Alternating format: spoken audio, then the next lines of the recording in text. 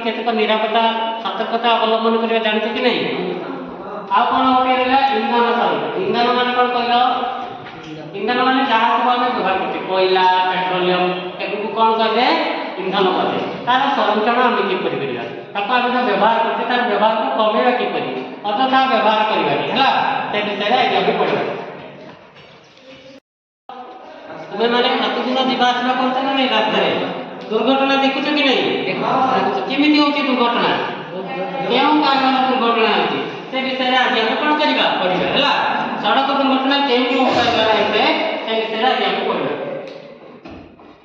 बे सड़क दुर्घटना ये सड़क दुर्घटना काहे कि सड़क दुर्घटना साधारणतः केतटी कारण होइते चारटी कारण प्रथम कारण है कोन मानवीय त्रुटि मान कोन कहलो ना हम मानकर भूल मनुष्य मानकर कोन भूल द्वितीय है कोन सड़क त्रुटि मान कोन कहलो रास्ता पे जाउ रास्ता कोन हेतो भांगी दिबो पुनी खाल दिबो पुनी डिपो दिबो ताहा द्वारा कोन हेते दुर्घटना होते तृतीय है कोन गाड़ी का यांत्रिक त्रुटि जदि गाड़ी कोनसी कारण खराब होइला रास्ता ताले कोन हबो दुर्घटना घटिबो कि नहीं चतुर्थ है पारिपार्श्विक अवस्था माने कोन रास्ता चारपटे देखिबो तबे जाउ तुम रास्ता रे गोटे हठात गोटे पिला पळा आसो सेटा तुम भूल कि सेटा तुम रास्ता रे चारपार्श्वर भूल हला मानवीय त्रुटि मनुष्य मानकर अनुभव भाई दुर्घटना कारकर दक्षता और योग्यता गोटे जने गाड़ी चलाउतो का ठीक से गाड़ी चलेबार आत्मा तार दक्षता नथिबो कि योग्यता नथिबो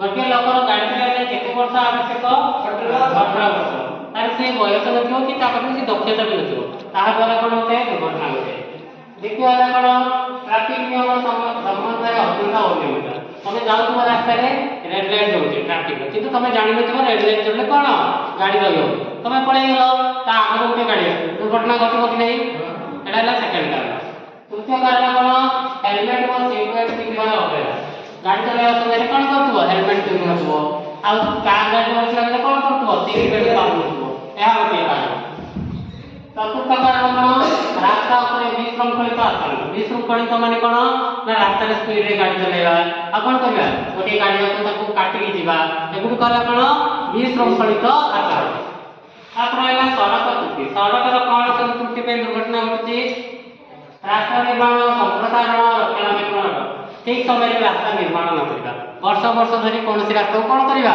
निर्माण करिबा भांगी दिले मते सीमित देबा ता द्वारा दुर्घटना घटिबो कि नहीं द्वितीय वाला कोन अदृश्यमान ट्रैफिक सिग्नल जळुथबो किंतु तुमको देखा जाउथबो एबे रेड लाइट जळची तुमे देखि परनुथबो तुमे पळे गेलो एपटु गोटे गाड़ी आस्ती कोन हैला तुमको बाडी देला ताले एक्सीडेंट होबो कि नहीं तृतीय वाला कोन अत्यधिक भारी माल गोटे गाड़ी रे अत्यधिक देखिबो गाड़ी रे लोक मान पूरा खाली खाली नथबे से गाड़ी रे जगह नथिबो एतो एतो लोक बसिथिबे हला यात्रिक त्रुटि कोन गाड़ी रो इंजन ब्रेक स्टीयरिंग सेनटाइजर त्रुटि गाड़ी रो कोन ब्रेक करनथबो इंजन ठीक से काम करनथबो सेपरी गाड़ी चली जिवो तबे स्पीड रे जाउथबो ब्रेक करनथबो आगो पटो गोटे गाड़ी आसिला ताले कोन हबो दुर्घटना घटिबो कि नहीं द्वितीय वाला कोन प्रकृष्ट गतिर वेग माल यात्री परिवहन क्षमता रक्षणाबेक्षण व्यतिक्रम माने कोन जति स्पीड रे हम कंट्रोल अनुसार गाड़ी चलाइछ ना दुर्घटना घटिबोनी हम जति 80 90 रे गाड़ी चलाइबा से गाड़ी रो ब्रेक करनथबो 80 90 हठात ब्रेक मारले रहइबो दुर्घटना चतुर्थ वाला कोन पारिपार्श्विक अवस्था त्रुटि वर्षा जल कुहुडी आदि प्राकृतिक विपद तमे जाउछो हठात रास्ता कोन हैला एते जोरे पवन हैला वर्षा हैला ताले कोन हो तम गाड़ी अनबैलेंस हो कि नहीं अनबैलेंस हो रास्ता रे कोन से गछ सबले का देखि कोन करियो बाटे आउ ते कोन हैला रास्ता रो पाछे स्कूल कॉलेज रो अवस्थित तम रास्ता देखिबो रास्ता संस्कार कोन थिबो स्कूल कॉलेज सब थिबो पार्किंग व्यवस्था अभाव आउ ते कोन हैला ना पार्किंग व्यवस्था अभाव रास्ता रे कोन थिबो रास्ता एते छोट थिबो जे गाड़ी रखिया को पार्किंग लोक माने बाटे को कोन करथले रास्ता पर गाड़ी जा करे कोन होची दुर्घटना आउ ते कोन रास्ता जबरदखल लोक माने देखिबो घर को रास्ता पर आनी करथले जा करे दुर्घटना घटिबो कि नहीं घटिबो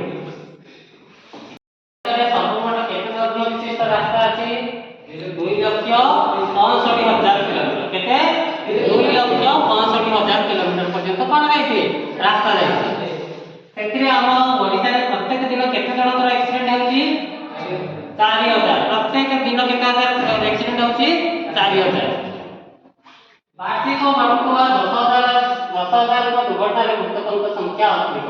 ମାତ୍ର 100 ଗୋଟିଏ 100 ଜଣରେ କେତେ ଜଣ ମୃତ୍ୟୁବରଣ କରୁଛନ୍ତି? 45 ଜଣ। ପ୍ରତି 100 ଯଦି ଦିନକୁ 100 ଜଣଙ୍କର ଆକ୍ସିଡେଣ୍ଟ ହେଲା ତାହେଲେ କେତେ ଜଣ ମୃତ୍ୟୁବରଣ କରୁଛନ୍ତି? 45 ଜଣ। ଓଡ଼ିଶାରେ ଚାଲୁଥିବା ମୋଟ ଗାଡ଼ି ମଟର ମଧ୍ୟରୁ 2 ଚକିଆ ଯାନର ଅଂଶ ଅଧିକ। ତମେ ଦେଖିବ ଆମ ଓଡ଼ିଶାରେ ଯେତିକି ପରିମାଣରେ ଗାଡ଼ି ଚାଲୁଛି ତାର ଅଧିକ ପରିମାଣ କେଉଁ ଗାଡ଼ି ଚାଲୁଛି? 2 ଚକିଆ ଯାନ। 2 ଚକିଆ ଯାନ ମାନେ କ'ଣ? ଆମର ମୋଟର ସାଇକେଲ ହେଲା। ପଞ୍ଚରେ ଶତକଡ଼ା ଓଡ଼ିଶା ରାଜ୍ୟରେ ଘଟୁଥିବା ମୋଟ ଦୁର୍ଘଟଣାରୁ ମାନବିକ ଦୃଷ୍ଟି କ'ଣ? ଆମ ଓଡ଼ିଶାରେ ଯେତିକି ସବୁ ଦୁର୍ଘଟଣା ଘଟୁଛି ତାର 95% କାହା ଦ୍ୱାରା ଘଟୁଛି? ନା ମଣିଷମାନଙ୍କର ଭୁଲ ଦ୍ୱାରା ଘଟୁଛି ହେଲା। ଆମେ ଗାଡ଼ିର କେଉଁ ସବୁ ଜିନିଷକୁ ପ୍ରଥମେ ଦେଖିବା? ନା ପ୍ରଥମେ ଦେଖିବା ତାର ବ୍ରେକ୍। ତାର ବ୍ରେକ୍ ଠିକରେ କାମ କରୁଛି କି ନାହିଁ ପ୍ରଥମେ କ'ଣ କରିବା? ଚେକ୍ କରିବା। ତାପରେ କ'ଣ? ଷ୍ଟିଅରିଂ। ଷ୍ଟିଅରିଂ ମାନେ କ'ଣ କରୁଛି ନା ବଡ଼ ବଡ଼ ଗାଡ଼ି ଚାଲୁଛି ସେଟା ଭଲ ଭାବରେ କାମ କରୁଛି କି ନାହିଁ ଚେକ୍ କରିବା। ତେଲ ଟାଙ୍କିରେ ଲିକ୍ ହେଉଛି କି ନାହିଁ ଦେଖିବା। ଯାହାଫଳରେ କ'ଣ ତେଲ ଆମେ ଭରିଥିବା ଲିକ୍ ହେଇକି ତେଲ କ'ଣ ହେଇଯିବ? ସରିଯିବ। ତୃତୀୟ ହେଲା କ'ଣ? ଚତୁର୍ଥ ହେଲା କ'ଣ? ପାର୍ଶ୍ୱ ଆଇନା।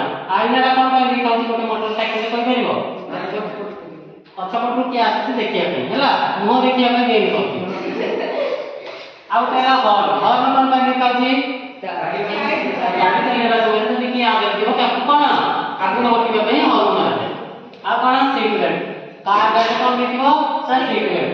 ଯାହାଦ୍ୱାରା ଯଦି ଦୁର୍ଘଟଣା ଘଟିଲା ତାହେଲେ କ'ଣ ହେବ? ସେ ପଡ଼ିଯିବ। ପଡ଼ିଗଲେ କ'ଣ ହେବ? ଯଦି ସେ ଗାଡ଼ିରୁ ବାହାରକୁ ବାହାରିଗଲା ତାପରେ ଆଉ ଗୋଟେ ଗାଡ଼ି ମାଡ଼ିଯିବ କି ନାହିଁ? ଯଦି ସିଟ୍ ବେଲ୍ଟ ବାନ୍ଧିଥିବ ତାହେଲେ ସେ କିଛି ମଧ୍ୟ ତାର କ୍ଷତି ହେବନି। ତାପରେ ହେଲା ଗ୍ରିପ୍। ଗ୍ରିପ୍ ହେଲା କ'ଣ? କ'ଣ ଗ୍ରିପ୍ ମାନେ? ହାତରେ ଗ୍ରିପ୍ ମାନେ ଚକରେ ପଡୁଛି ହେଲା। ଯାହା ଫଳରେ ଆମର କ'ଣ ହେଉଛି? ଦୁର୍ଘଟଣା ଘଟୁଛି। ଗୋଟିଏ ହେଲା କ'ଣ? ଟ୍ରାଫିକ୍ ନିୟମକୁ ମାନିବା ନାହିଁ। ଦ୍ୱିତୀୟ ହେଲା କ'ଣ? ବିନା ଲାଇସେନ୍ସରେ ଗାଡ଼ି ଚଲାଇବା। ତୃତୀୟ କ'ଣ? ବିନା ରେଜିଷ୍ଟ୍ରେସନ ଓ ବୀମା କୌଣସି ଇନ୍ସୁରାନ୍ସ ନଥିବ ଗାଡ଼ି ଚଲାଇବା। ଚତୁର୍ଥ କ'ଣ? ଦ୍ରୁତ ଗତି ସ୍ପିଡରେ ଗାଡ଼ି ଚଲାଇବା। ପଞ୍ଚମ ହେଲା କ'ଣ? ବିନା ପରମିଟ୍ ଚାଳନା। ବିନା ପରମିଟ୍ ଚାଳନା ମାନେ କ'ଣ? ସେଠି ନ ଏଣ୍ଟ୍ରି ଥିବ କିନ୍ତୁ ଆମେ ବାଧ୍ୟ କ'ଣ ହେବା? ମନ ଇଚ୍ଛା ଯିବା। ବିନା ଫିଟନେସ୍ କୌଣସି ଗାଡ଼ିର କ'ଣ ଫିଟନେସ୍ 15-20 ବର୍ଷ ହେଇଥିବ ସେ ଗାଡ଼ି ମଧ୍ୟ ଆମେ କ'ଣ କରିବା? ଚଲାଇବା। ଆଉ କ'ଣ? ବିନା ସିଟ୍ ବେଲ୍ଟ ନ ବାନ୍ଧିକି ଗାଡ଼ି ଚଲାଇବା। ବିନା ହେଲମେଟ୍ ନ ପିନ୍ଧିକି ଗାଡ଼ି ଚଲାଇବା। ଆଉ କ'ଣ? ନିଶାସକ୍ତ ମଦ ପିଇକି ଗାଡ଼ି ଚଲାଇବା।